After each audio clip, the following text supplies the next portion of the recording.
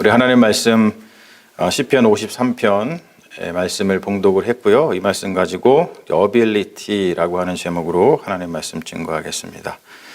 자, 어빌리티 우리 화면을 한번 보실까요? 이 어빌리티라고 하는 말은 영어죠, 영어. 뭔가를 할 수 있는 수단이나 능력을 소유하는 것, 그것을 어빌리티다라고 이야기를 합니다. 한국에서는 이러한 남자, 능력을 소유한 남자를 갖다가 능력남이라고 이야기를 합니다. 그런데 이런 능력을 소유한 여성을 갖다가 능력녀라고 하지는 않는 것 같아요. 여자한테는 커리어 우먼 뭐 이런 말을 붙이는 것 같죠. 그래서 모두 능력 있는 남자, 능력 있는 여자를 일컫는, 칭하는 그런 말입니다. 현대 사회는 능력을 중시하죠. 그래서 능력 있는 인재를 키우기 위해서 또는 능력을 인정받기 위해서 사회 시스템이 돌아갑니다. 각종 교육 체계는 능력 있는 인재를 키우기 위해서 작동을 하고 있습니다. 그래서 여전히 서점가에서 최고로 많이 팔리는 분야의 책은 자기계발서입니다. 사람들은 어떻게 하면 자신의 능력을 상승시켜서 자신의 값어치를 높일까? 거기에 관심이 참으로 많이 있습니다. 최고의 능력남, 최고의 커리어 우먼들이 모인다고 하는 뉴욕의 월스트리트에 찬바람이 분 적이 있었죠. 여러분 다 기억하실 겁니다. 2008년도 월가를 시작으로 해서 전 세계에 불어닥친 금융위기가 그것인데요. 그때 저는 이곳에 있지 않았지만 여러분들 다 이곳에 살고 계셔서 실리콘밸리에도 적잖은 파장과 피해가 있었던 것으로 알고 있습니다. 그 일로 인해서 많은 사람들이 집을 빼앗겼고 그리고 실직의 늪을 지나야 했습니다. 그 사건에 대해서 마이클 샌델은 그의 베스트셀러 책 정의란 무엇인가에서 도덕의 문제와 엮어서 흥미롭게 이 이야기를 풀어내고 있는데요. 자, 그 당시 월스트리트 금융회사들을 구제하기 위해서 정부에서 푼 돈이 자그만치 7천억 달러입니다. 그걸 벌써 넘겨주시면 안 되는데, 정부에서 구제 금융으로 푼 덕분에 월스트리트의 금융회사들은 도산하지 않고 살아날 수 있었죠. 그런데 문제는 그 돈을 받아서 살아난 금융회사 중에서 AIG 그룹의 후속 조치에서 발생을 했습니다. 그들은 구제 금융으로 받은 돈으로다가 돈잔치를 벌였죠. 임원들에게는 1억 6,500만 달러의 보너스를 지급을 했고 직원들에게는 100만 불 또는 100만 불 이상의 보너스를 갖다가 지급을 했습니다. 전 세계 금융 시스템을 거의 붕괴 직전으로 몰고 간 이들이 납세자의 돈으로 보너스, 포상금을 받았다는 것이죠. 이 일로 인해서 AIG 그룹을 비롯한 월스트리트의 금융회사들이 엄청난 비난을 받았습니다. 그런데 이에 대해서 마이클 샌델은 이렇게 평가를 하고 있어요. 자, 이걸 한번 넘겨봐 주시죠. 자, 미국 국민들이 그들의 보너스 그리고 구제 금융에 반대한 진짜 이유는 탐욕을 포상했기 때문이 아니라 실패를 포상했기 때문이다. 미국인들은 탐욕보다 실패에 더 엄격하다. 시장경제 사회에서는 야심적인 사람들이 이윤을 적극적으로 추구하는 것을 당연시하며 이익 추구와 탐욕의 경계는 대부분 모호하다. 하지만 성공과 실패의 구분은 확실하다. 아울러 성공한 사람이 포상받을 자격이 있다는 생각이야말로 아메리칸 드림의 핵심이다. 이런 이야기를 합니다. 자, 여러분 여기서 이 문장, 미국인들은 탐욕보다 실패에 더 엄격하다. 이런 말을 우리가 눈여겨볼 필요가 있습니다. 이 말은 뭐냐면 탐욕을 부리는 것은 좋게 봐줄 수 있는데 실패하는 것은 좋게 봐줄 수 없다는 뜻입니다. 탐욕을 부리지 않는 사람이 착한 사람이 아니라 실패하지 않는 사람이 착한 사람인 사회에서 우리가 살고 있다는 것이죠. 그래서 사람들은 어떻게 해서든지 무슨 수단을 써서라도 실패하지 않으려고 합니다. 그런 사람이 되기 위해서 우리는 모두 스스로 피곤하게 살고 있죠. 그야말로 우리는 피로 사회에 살고 있는 거예요. 오늘 말씀을 보면은 시편 53편에서 시인은 한탄을 하고 있어요. 뭐라고 한탄을 하냐면 착한 일 하는 사람이 하나도 없구나, 선한 사람이 한 명도 없구나, 이렇게 한탄을 합니다. 시인은 착한 일 하는 사람이 하나도 없는 이유를 오늘 말씀의 첫 절에서 이렇게 밝히고 있는데요. 사람들이 하나님이 어디에 있냐라고 이야기하면서 하나님을 찾지 않기 때문이라고 말합니다. 성경의 세계에서 하나님이 어디에 있느냐라고 하는 질문은 하나님의 존재 여부를 묻는 게 아닙니다. 우리가 과학적 세계관에 살다 보니까 요즘 사람들은 하나님의 존재 여부를 묻죠. 하나님이 계신 것을 믿으면 신앙인이고 믿지 않으면 신앙인이 아닌 것처럼 판단을 하지만 성경의 세계에서는 하나님은 있고 없고의 문제가 아니라 그냥 당연히 있으신 분입니다.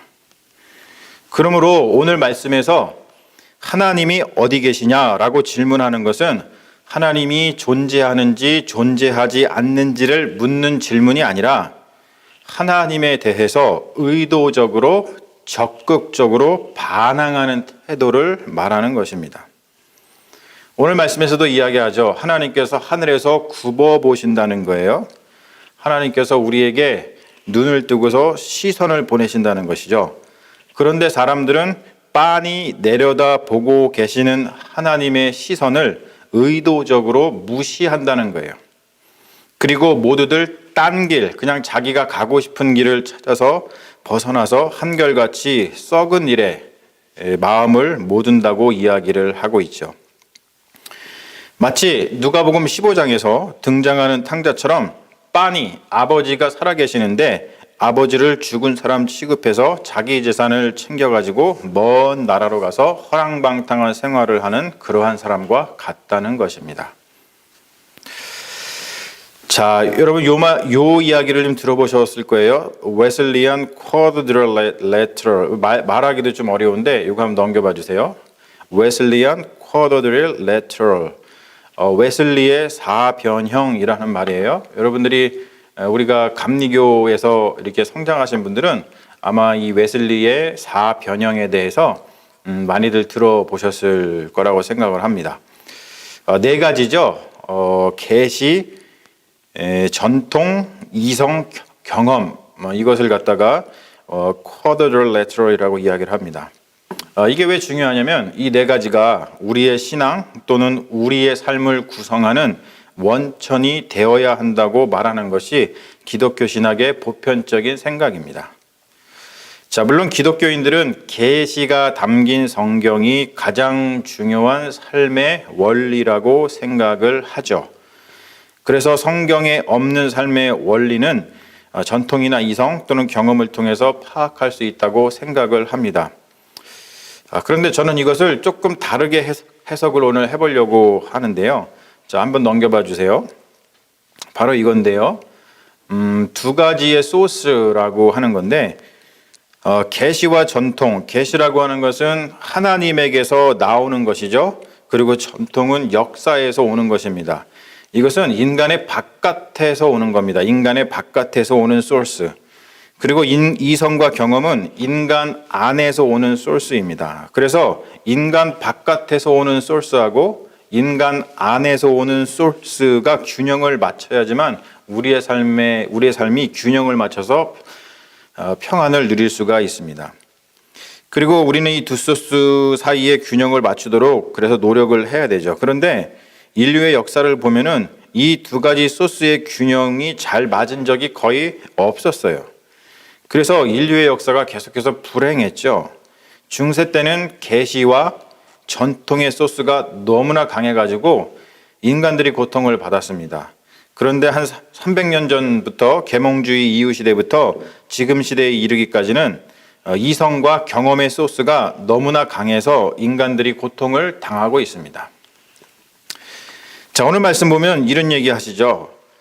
시인이 이런 얘기를 하죠. 어리석은 자는 그 마음에 이르기를 하나님이 없다 하도다. 그 말은 뭐냐면 지금 우리도 이런 것을 겪고 있는데 계시, 전통, 우리 바깥에서 오는 것, 하나님에게서 오는 것, 그것을 가지고 우리의 삶의 원리를 구성하려고 들지 않는다는 거예요. 여러분, 하나님의 말씀으로 여러분들의 삶을 구성하고 있습니까? 그렇지 않고 있죠. 그 말은 뭐냐면 지금 우리는 하나님이 없는 시대에 살고 있다는 거예요.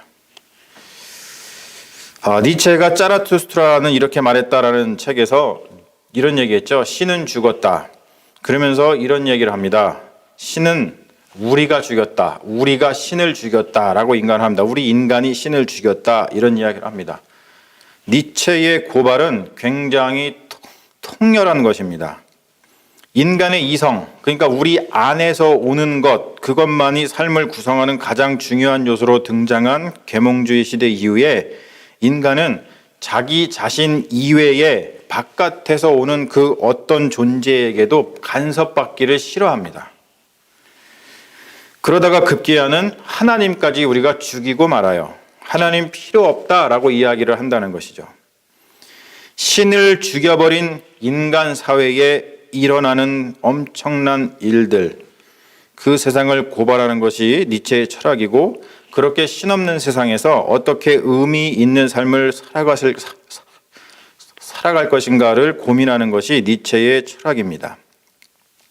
자, 하나님의 계시를 거부하고 인간의 바깥에서 오는 소스를 거부하고 인간이 자기 자신에게만 있는 소스를 사용해서 세상을 만들어 가려고 하면서 경험하게 되는 두 가지 어빌리티의 상실이 있습니다. 여러분, 제가 오늘 이 말씀을 드리고 싶어서 그런데요. 그게 뭐냐면 바로 이 두 가지죠.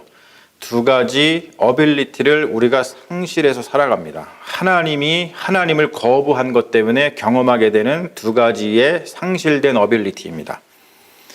첫 번째는 뭐냐면 shame ability예요. 부끄러워하는 능력을 상실했습니다. 그리고 두 번째 다른 하나는 뭐냐면 hate ability입니다. 뭐냐면 미워할 줄 아는 능력을 상실한 겁니다. 이 두 가지 능력을 상실한 것 때문에 우리가 사는 사회가 얼마나 각박해졌는지 몰라요. 이루 말할 수가 없죠. 이루 말할 수가 없습니다. 오늘 말씀에서도 그거를 이야기하고 있잖아요. 각기 물러가 함께 더러운 자가 되고 선을 행하는 자 없으니 한 사람도 없도다. 죄악을 행하는 자들은 무지하냐? 그들이 떡 먹듯이 내 백성을 먹으면서 하나님을 부르지 아니하는도다. 뭐예요? 온갖 악한 일을 저지르면서도 하나님을 찾는 사람이 한 명도 없다라고 하는 뜻입니다. Shame ability, 뭔가를 부끄러워할 줄 아는 능력을 상실하니까 악을 행하면서 부끄러울 줄 모릅니다. 그렇게 악을 행하면서 또 그렇게 해서 자기의 이익을 취하면서 자기의 욕망을 솜씨 좋게 성취하는 것을 능력, 어빌리티라고 도리어 칭찬을 한다는 것이죠. shame 어빌리티가 상실을 하니까 사회가 야만 사회가 됐어요. 위에서 월스트리트의 이야기에서처럼 어떠한 일에 책임지는 사람은 없고 그저 자신의 탐욕을 채우기 위해서 돈잔치만 있을 뿐이죠. 자, 또 이것도 우리가 살펴봐야 되는데 hate ability의 상실. 우리는 누군가 잘못된 일을 해도 나의 이익과 상관이 없는 일에 대해서는 무관심합니다. 악을 미워할 줄 알아야 하는데 당장 나의 이익과 상관이 없으면 우리는 그 악에 눈을 감아버립니다. 그래서 그 악의 피해를 보는 희생자가 눈앞에 있는데도 그냥 남몰라라 지나치죠. 마치 선한 사마리아인의 비유에서 거반 죽게 되어 쓰러져 있던 사람을 그냥 지나친 레위인과 제사장처럼 그렇게 지나칩니다. hate ability의 상실로 인해서 여러분, 이 세상이 얼마나 무관심한 세상이 되었습니까? 함께 분노하고 함께 악을 몰아내고 싶어도 무관심한 시선에 우리는 아무 일도 못하고 고개만 떨구고 있죠.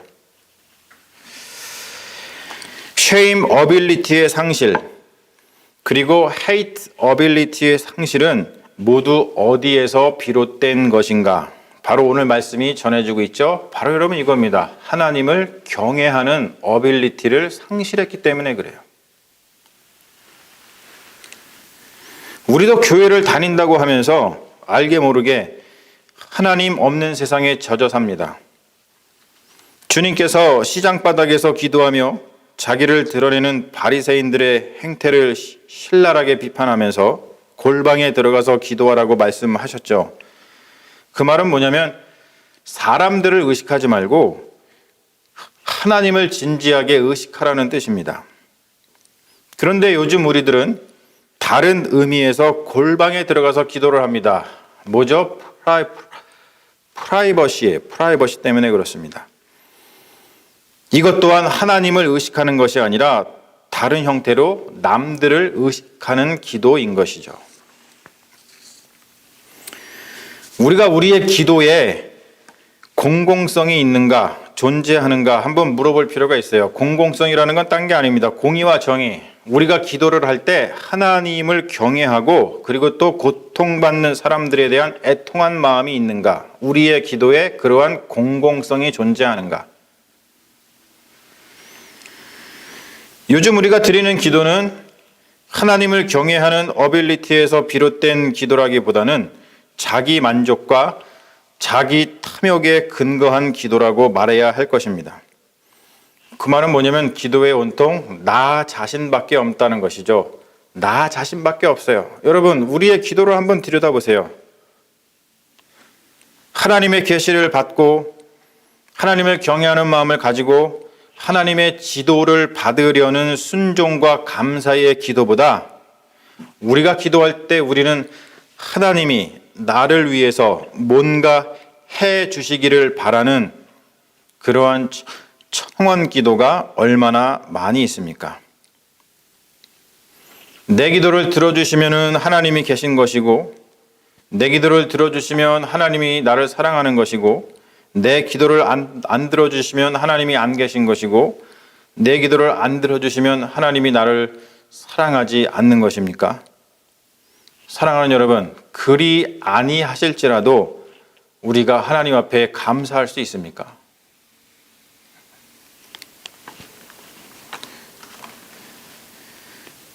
여러분, 오늘 이 말씀을 들으면서 이런 질문이 생기실 거예요. 그렇다면 어떻게 하면은 하나님을 경외하는 어빌리티를 키우고 shame 어빌리티와 hate 어빌리티를 키울 수 있을까? 가장 중요한 것은 주의 말씀을 청종하는 것입니다. 주님의 말씀을 진지하게 묵상하는 거예요. 우리가 지금 성경 공부를 통해서 그 일을 하고 있죠. 사실 제가 성경 공부를 통해서 이루고 싶은 목표가 바로 이런 겁니다. 우리가 성경 공부를 통해서 어떤 지식을 쌓는 게 아니라 하나님을 경외하는 그 능력, 하나님을 경외하는 그 어빌리티, 그것을 갖게 되는 것. shame ability, 부끄러워할 줄 아는 그런 능력과 hate ability, 어떠한 악을 보고 그 악을 미워할 수 있는 그 능력을 키우는 것. 그래서 그 능력을 키워서 이 세상을 좀 더 따뜻한 세상으로 만들어 나가는 것. 여러분, 그것이 우리의 목표가 되어야 될 줄로 믿습니다. 그래서 저는 여러분이 책임감을 가지고 또 관심을 가지고 함께 하나님의 말씀을 읽어 나갔으면 좋겠습니다. 제가 어저께도 성역 공부 라이브로다가 생중계하면서 몇 분이나 들어오실까 제가 걱정을 했는데 어저께 참 감사하더라고요. 우리 권사님들이 많이 들어오셨어요. 그래서 제가 참 힘이 났고 너무나 감사했습니다. 그렇게 우리 많은 분들이, 우리 모든 교우들이 같이 하나님의 말씀을 조금 더 책임감 있게, 조금 더 관심을 가지고 그 말씀을 청정해 나갔으면 좋겠습니다. 그럴 때 여러분, 하나님을 경외하는 그 어빌리티와 바로 그 하나님을 경외하는 어빌리티에서 얻게 되는 shame 어빌리티와 hate 어빌리티를 우리가 키울 수 있다는 것을 여러분 잊지 마시기를 바랍니다. 다른 곳에서 키울 수가 없어요. 하나님의 말씀으로만 키울 수 있는 능력입니다. 사랑하는 여러분, 어빌리티, 능력남, 커리어 우먼이 되어서 세상에서 인정받는 주님의 자녀들이 되십시오. 그러나 우리가 정말로 주님의 자녀라면 우리의 생명의 근원이 되시는 하나님 아버지를 경외하는 어빌리티도 반드시 갖추시기를 바랍니다. 그러면 그로 인해서 우리가 shame ability, 부끄러운 일에 부끄러워할 줄 알고 hate ability, 악한 일을 미워할 수 있는 그러한 hate ability도 갖추게 되어서 주님께서 이 세상을 조금 더 밝은 세상, 조금 더 따뜻한 세상으로 만드시는데 우리의 ability를 사용하실 줄 믿습니다. 끝으로 하나님을 우러를 줄 아는 능력을 갖기 원했던, 그래서 shame ability와 hate ability를 갖기 원했던 우리들의 신앙의 선조가 쓴 시 한 편을 여러분들과 나누면서 오늘 말씀을 마칠까 합니다. 죽는 날까지 하늘을 우러러 한 점 부끄러움 없기를, 잎새에 이는 바람에도 나는 괴로워했다. 별을 노래하는 마음으로 모든 죽어가는 것을 사랑해야지. 그리고 나한테 주어진 길을 걸어가야겠다. 오늘 밤에도 별이 바람에 스치운다. 우리 동일한 마음을 가지고 이 세상을 살아가기를 바라는 마음으로 하나님 나를 정금과 같이 나오게 하여 주시옵소서라는 마음을 가지고 우리가 이 찬양 함께 부르면서 우리 오늘 말씀 마음속에 새기면서 우리 같이 찬양하겠습니다.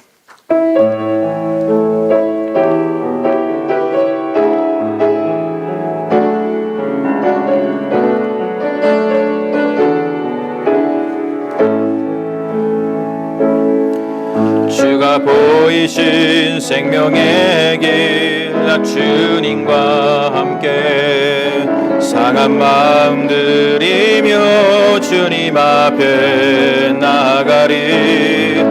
나의 의로움이 되신 주 그 이름 예수, 나의 길이 되신 이름 예수.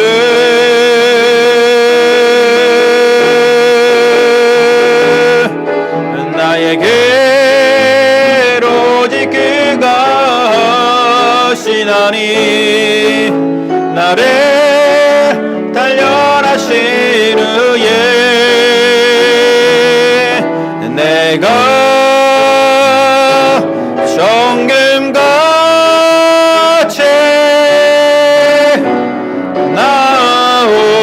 나오리라. 다시 한번 합니다. 주가 보이신 생명의 길, 주가 보이신 생명의 길, 나 주님과 함께 상한 마음 들이며 주님 앞에 나아가리. 나의 의로움이 되신 주 그 이름 예수, 나의 길이 되신 이름 예수.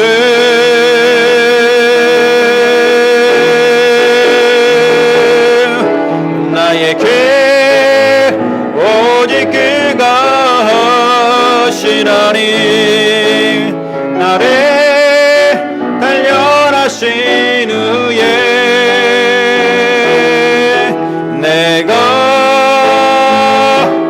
정금같이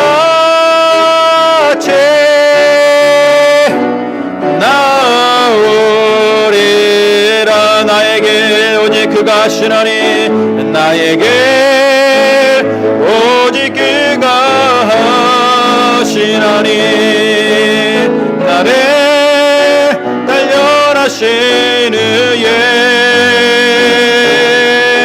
내가 정금같이 나오리라.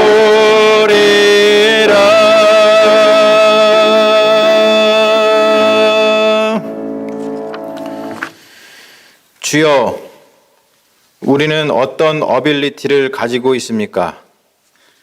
주여, 우리는 어떤 어빌리티를 가지고 있습니까? 우리에게 하늘을 우러러 볼 수 있는 어빌리티가 있습니까? 우리에게 부끄러워할 수 있는 어빌리티가 있습니까? 우리에게 악을 보고 미워할 수 있는 어빌리티가 있습니까? 우리가 가진 어빌리티는 도대체 누구를 위한, 무엇을 위한 어빌리티입니까? 주여, 세상이 요구하는 어빌리티를 갖추느라 피곤한 삶을 사는 우리들을 불쌍히 여겨 주소서. 주여, 세상이 요구하는 어빌리티를 갖추느라 정작 주님께서 원하시는 어빌리티를 갖추는 것을 소홀히 하는 어리석은 자가 되지 말게 하시고, 하늘을 우러러볼 수 있는 어빌리티, 부끄러워할 수 있는 어빌리티, 악을 보고 미워할 수 있는 어빌리티를 갖추어 죽어가는 모든 생명을 보듬으며 이 세상을 더 따뜻한 세상으로 만들어 가는데 쓰임받게 하옵소서. 십자가 위에서 온전한 어빌리티를 나타내시어 세상을 구원하신 우리 주 예수 그리스도의 이름으로 기도합니다. 아멘.